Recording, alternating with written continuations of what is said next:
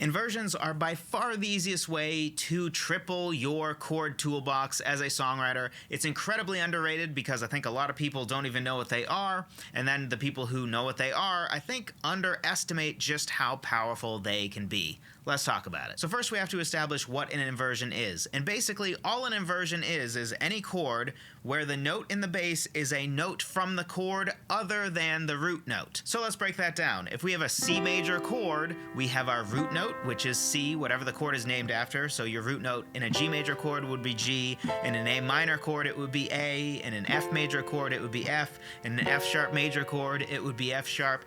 The root is always what the chord is named after. But then, going back to the C major chord, we not only have the root, which is C, but we also have the third, which is going to be an E, and then we have a G for the fifth of the chord. So we have three notes in a C major chord, not just a C. By default, you would play a C major chord with C in the bass. That's just the default. If you had a 1, 5, 6, 4, you'd go 1, 5, 6, 4, where for each of those, the note I used in the bass is just the root note of each chord. But when we add inversions, instead of just having a C major chord, we have a C major chord in its root position, but also a C major chord in its first inversion, which is when the third is the note in the bass, which would be E in the bass, with a C major chord, or second inversion, which for a C major chord would be a C major chord with the G in the bass. And that's all an inversion is. But the important part is to understand that it would be easy to just write off inversions as something that's largely irrelevant and doesn't actually make a difference in the sound of the chord. But you tell me, even with really no context, does this sound the same as this? Which sounds the same as this? Really, all of those were C major chords, but this is root position, this is first inversion, and this is second inversion. They all sound different, and that's even without giving context. Let's do a 1 chord to a 5 chord. We'll pretend this is C major, so 1 would be C major, and then a G major, and then we'll try going to each of the different inversions of C major, see if it makes a difference. If we have... that sounds pretty resolved, right? 1, 5, 1. Pretty simple. Now let's try, when we go to C major that second time, let's try just going to first inversion. Does that sound resolved? At least to my ears, that does not sound resolved at all. But it's the same chord. It's a C major chord. It's the 1 chord. It's the chord that theoretically does sound resolved. But here's the thing. We change the inversion of it, which totally changes the character of the chord. Now let's try the same thing, but using second inversion this time. So we have C major, G major, and then we have C major again, but we have second inversion. If anything, that almost sounds like a weird form of a sus chord that is technically a G chord. It's not. It's a C major chord, just in second inversion, but it almost sounds more like a G chord than it does like a C major chord in this context. Maybe a better way to look at it is it almost sounds kind of like the 5 chord, without quite being the 5 chord. But technically it's the 1 chord. Just like when we had first inversion, in my opinion,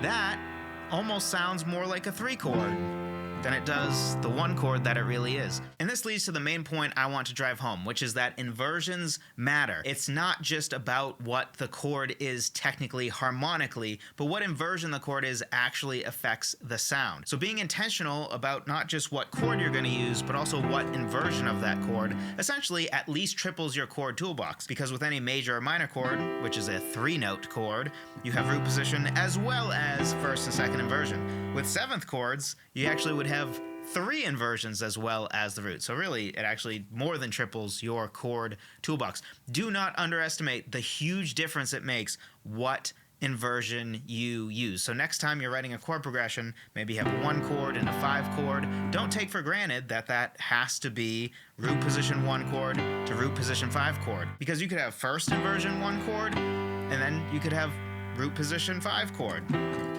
That sounds different than this, right?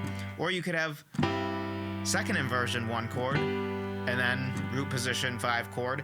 And so far, we've already made 3 different versions, and we have yet to even consider not having root position for our 5 chord. So we could have first inversion 1 chord, and then we could have first inversion 5 chord.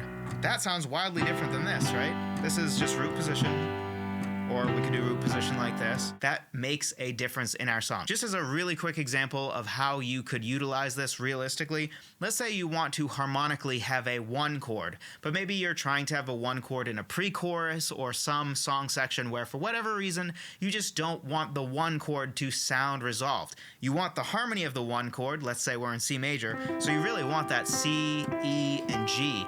But you're like, man, but I don't want it to sound resolved here. It's kind of in the middle of a phrase. It's not the right place for a 1 chord, but I do want the 1 chord harmonically. The easy solution is literally just use an inversion. Don't use root position, because if you use an inversion, it won't sound resolved. So let's do, to keep it super simple, a 1-5-6-4 in root position to really establish we're in C major, and then go to a C major chord that's first inversion, and we'll see if it sounds resolved or not. Does that sound resolved? I don't think it sounds resolved at all. Just an inversion literally is a great way to make that not sound resolved. If we use the root position, this is what it would have sounded like. That does sound resolved. So if you want to utilize a 1 chord but have it not sound resolved, just use an inversion of your 1 chord. And of course, this is just one very simple way to use inversions. Using inversions with all different chords is the way to go. If you found this helpful, something else you'll likely find helpful is my free keys cheat sheet. Something really important to understand as songwriters is that we write within a key. This doesn't mean we can't later break outside of the key and we can't have borrowed chords and all that fancy stuff, which is awesome, but we need to start by understanding keys. Understanding that in C major, the diatonic chords we have, or the chords that belong with the key, that sound like they belong, are our C major, D minor, E minor, F major, G major, A minor, and then B diminished, which probably nobody uses, or usually people don't make too much use of the diminished 7th chord. But that's the important way to understand chords, not just like, oh, G major and D major sound good together. Like, well, that's kind of true, but really in the context of D major that would be true, and in the context of G major that would be true. But in the context of C major, a D major chord might sound a little wonky because normally it would be a D minor chord instead. And then if you want to get really deep into the nerdy music theory of it, technically that would start to make it sound like the Lydian mode, because the Lydian mode would have a D major chord, but you probably don't care about any of that, or maybe you do, but we're not there yet. So first, check out my free keys cheat sheet. It breaks down what chords and what notes you have in each key to make it really simple. You're writing a song in C major. All right, here are the different chords to use. Here are the different notes to use. Great thing to pick up. Be sure to check it out. Thank you so much for watching. I appreciate every single one of you. Talk to you in the next one.